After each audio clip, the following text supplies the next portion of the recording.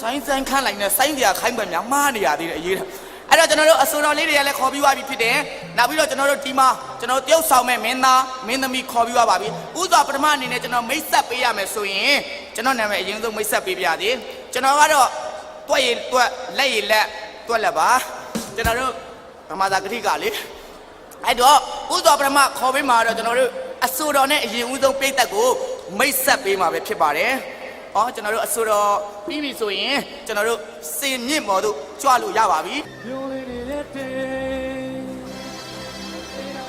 ဒီမိုးများကြွနေတော့ငါချမ်းလို့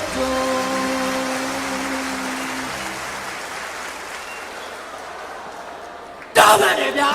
တောင်းမှန်ပါတယ်ကျွန်တော်တောင်းဝကနေပြန်လာခဲ့တော့ကလမ်းစရိတ်မရှိတော့ရေတံဘူးတွေရောင်းပြီးတော့တလီပါတော့ကိုကောင်းခဲ့ရပါတယ်တိုင်းလို့ရှိတယ်ကိုလည်းကျွန်တော်တောင်းပါတယ်ဗျာပြည့်တဲ့တယ်ကိုလည်းကျွန်တော်တောင်းဒီမိုးရဖလား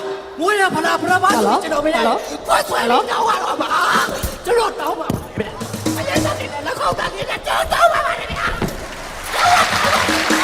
မိုးရဖလားကျွန်တော်တို့ပါသွားဆွဲပြီးတော့မလို့ပါပါတယ်လေ